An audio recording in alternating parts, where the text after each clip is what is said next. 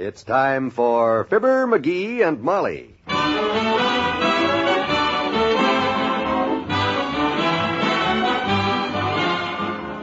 Sundays through Thursdays, NBC brings you Fibber, McGee, and Molly transcribed. The show is written by Phil Leslie and Ralph Goodman and directed by Max Hutto.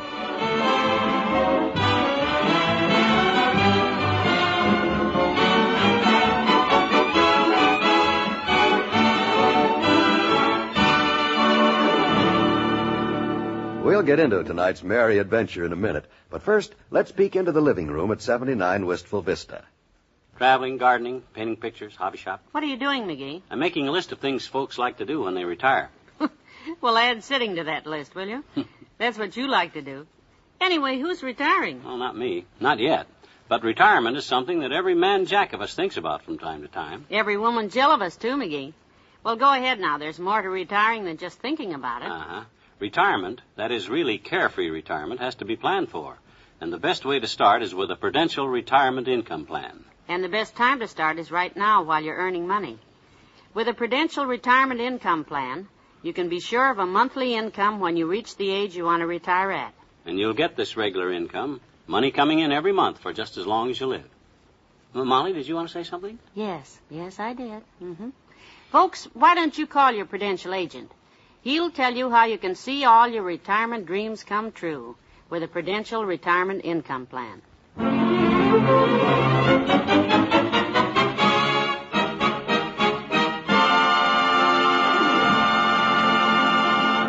Most of Dr. Gamble's friends know about his romance, and most of his friends are hopefully keeping their eye on it.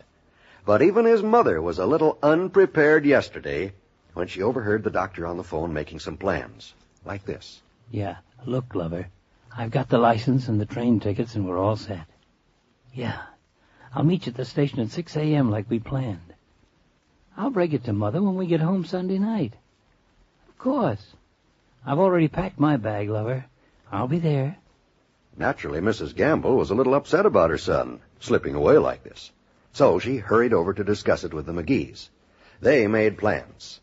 And it's now 5:45 a.m. today at 79 Wistful Vista. And listen. All right. Come on, everybody. Calm down. Now, what's that rice, you guys? You're spilling it all over the rug. Get those old shoes off of my coffee table. Martoops, is that your cowbell on that piano? Now, please, fellas, wait a minute. Now, pipe down, will you? Will you guys in the band get your instruments out of here and load them on the bus? It's 5:45. We'll be leaving here any minute now. Come on, fellas. Gee whiz, please. If we're going to get organized to give Doc a send-off, we got to have silence. Quiet! Well, that's better. Now, why couldn't you guys have done that for me? Why did Molly have to Get on with it, McGee. This big send-off for the doctor and his bride was your idea. Now, let's see if you can get it organized. Well, I didn't expect it. When you barge in on Dr. Gamble's elopement with this choice little group, he'll probably just kill you stone cold dead right there in the railroad station. If his mother doesn't do it first. Well, gee whiz, it isn't my fault if a lot of extra people I hadn't counted on showed up. All I wanted was a few of Doc's friends, like Wimp and Les and Mort Toops and the boys in the Elks Band. Where these other people came from, I'll never... I'm afraid that was my fault, Mr. McGee. How do you mean, Wimp? Well, I was in Kramer's in the phone booth when you told me the news, and we had a bad connection. Yeah? You know how crowded the drugstores are before Christmas, and, well, I guess I shouldn't have yelled, "What's that, Mr. McGee? You say Dr. Gamble is eloping and we'll all meet at your house tomorrow at 5:30, eh?" Oh, I feel just terrible. Oh, that's all right, Mr. Wimple. Sure, that's all right. Well, please now, folks, we can't all crowd in this little living room. Would some of you mind stepping outside on the porch? That's right. We're leaving in a minute anyway, as soon as Mrs. Gamble gets here. Now, here's the plan. We're all going to leave here at the same time, see? The band goes in the bus. The rest of us get in our cars and drive down to the station together. I'll take the lead. Do that, McGee. And Molly, you pass around the bags of rice, will you? Okay. Now, everybody take a pocketful. Wimp, you check all the old shoes they're going to throw. All righty. See that nobody left the taps on them. And make sure there aren't any nails sticking out.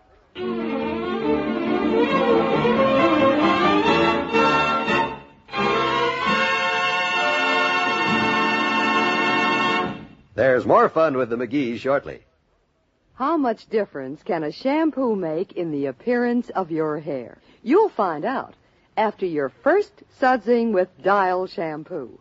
Because this new shampoo gives your hair that diamond sparkle look, a bright and shiny look you'll love. And with Dial shampoo, you get loads of creamy, rich, lanolated lather, too. It leaves every strand of your hair ever so soft, ever so easy to manage, even right after shampooing. Once you try new Dial shampoo, you'll know how true this little song is. Sparkle, sparkle, your hair too. Sparkles after Dial shampoo. Dial shampoo gets your hair clean. Dial shampoo gives your hair sheen. Diamond sparkle, that's for you when you use Dial shampoo. Look for Dial shampoo in the unbreakable squeeze bottle at your favorite store.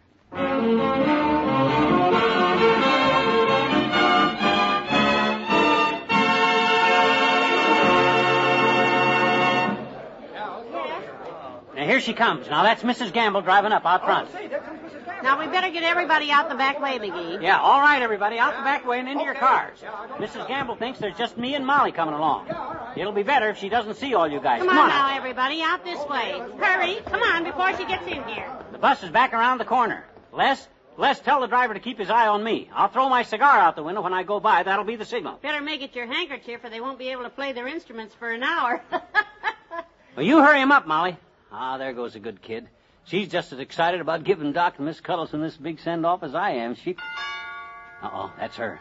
Now we'll get this show on the road. Good morning, Mrs. Gamble. I got over here just as fast as I could, Mr. McGee. George just left. He was so cute, and the way he sneaked out. Oh, he was so nervous. Yeah, I'll bet. But he'll be even nervouser when he sees the surprise we got cooked up for him and Miss Cuddleson. Us being down there, you giving him your blessing, and us wishing him good luck and everything down there, I mean. Oh, the poor dear boy. I hope he took his good overshoes. The weather has been so unpredictable, and... Oh, now. Well, I'm sorry. But you know, George is my only child, and... Well, don't forget, you're not losing a son, Mrs. Gamble. You're gaining a practical nurse. And Miss Cuddleson is very practical, too. She'll help George save his money and maybe get him to lose a few pounds. Oh, Mrs. Gamble, good morning. Hello, Mrs. McGee. Are we all set for the big occasion? Well, come on, let's go. I wish George's dad were alive. This happiest moment of my life.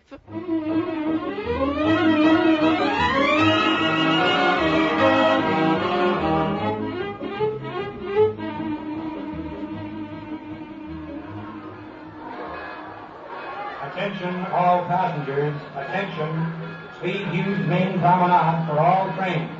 Have your baggage checked at window 3. There he is, kiddo, there he is. That's Doc Gamble, see? Over there at the information desk. Yes, sir. His bag's all packed and his face all aglow. Yeah, I don't see Miss Cuddleson yet. So this is the perfect time for you to rush over there, Mrs. Gamble, and throw your arms around him. Go on, tell him how happy we all are for him. Oh, dear. I hope George won't be angry. I mean... Why, of course he won't. This'll be a big load off of his mind. Sure, he's been worried that you don't approve of him getting married, and, well, gee whiz, this'll make it perfect. I wish George's father were here. But then when it came time to explain about the birds and bees, he wasn't much help then, either. So I guess I can manage. Gee, ain't this wonderful, Molly? Good old Doc. It just kind of gets me right in here. Yeah, bless his heart. He deserves it. Well, McGee and I'll wait here till you both have a good cry. Yeah, and then I'll drop my handkerchief and the Elks Band and all Doc's... well, go ahead, because we're all anxious to wish him luck, too. Molly and me, that is, the two of us. Us Yes. both. I guess you are. This is a happy occasion, isn't it? Well, here goes. Well, go on. That's it. Go on. Hello, George. Oh, criminy. Mom. Now, don't be upset, son. How did you know? I I overheard you talking on the phone yesterday. I know I shouldn't have been listening. Oh. But I've explained the whole thing to the McGees, and they thought I should see you two off at the station. And, I really approve. I think Miss Cuddleson is a darling girl and a perfect shot. Oh, my poor George. Drop the handkerchief quick, Molly. Okay, gang. That's your cue. Let him have it. Wait a minute, folks. Hold it. Stop the music. What's the matter, Doctor? Uh-oh, he's the bashful type. Well, come on, Doctor, live it up. You only get married once. At least that's how we do it where I come from. Married? Who's getting married? What's the McGee, I'll bet you're the one who started... Wait a minute, Doc, wait a minute. What? You mean you and Miss Cuddleson aren't? No. But I heard you myself, George. Look, lover, you said. I've got the license and train tickets and... I didn't say lover. I said... Oh, for the love... Mom, look, you see that gentleman over there carrying that knapsack and those 2 shotguns? Shotguns? 2? Yes. That's what that conversation was about on the telephone. That's the fellow I've been waiting for. Chuck Glover. Look, Glover, I said, I got the license, my hunting license. We were supposed to go duck hunting. The what? The reason I couldn't let Mother know is because she doesn't approve of grown men shooting harmless ducks. Well, how do you like that? All this trouble. Ah, this is ridiculous. It certainly is. A couple of grown men shooting ducks. Oh, Mom. Now you listen to me, George. I'm your mother. And until you get married, you're going to respect my wishes. And I say you're not going out to catch your death of cold shooting harmless ducks.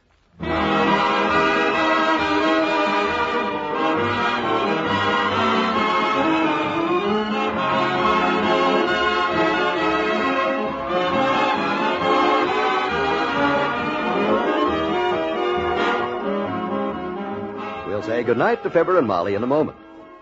Dependable, so dependable, as dependable as can be. That's why every year more people buy RCA Victor than any other TV. for dependability. Hi, this is Vaughn Monroe. I've long been associated with RCA Victor, so you can take it from me that this year, as always, you can depend on RCA Victor for the brightest TV ideas. For proof, don't miss seeing a sensational new model that actually swivels on its base. Just turn the set and presto, you can watch TV from anywhere in your room. This is just one of the many exciting innovations in the new line of RCA Victor television. See them all at your dealer. And remember, every year more people buy RCA Victor than any other TV. for dependability.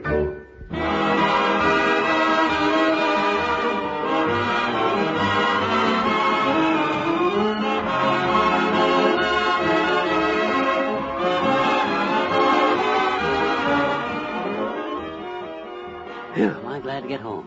Brother, what a shambles this turned out to be. Yes, your friends in the band weren't any too happy about you getting them out of bed and down to the station at 6 a.m. for nothing. I talked them out of that all right. That ain't what's bothering me. It's this. The morning paper? Yeah, Let's see it. there. Prominent physician elopes with pretty nurse from... What? Oh, the doctor will just simply hit... How did this happen? I talk too much. You do indeed. Good night. Good night, all.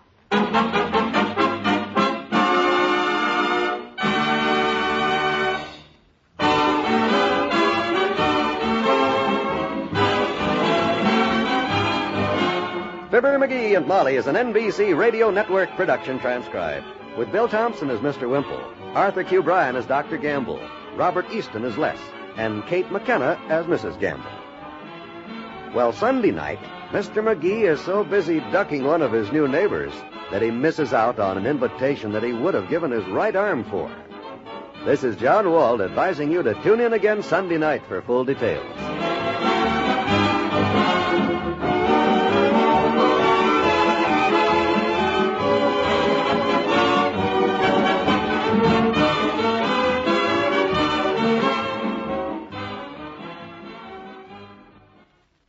Join the great Gildersleeve and all his friends tonight on the NBC Radio Network.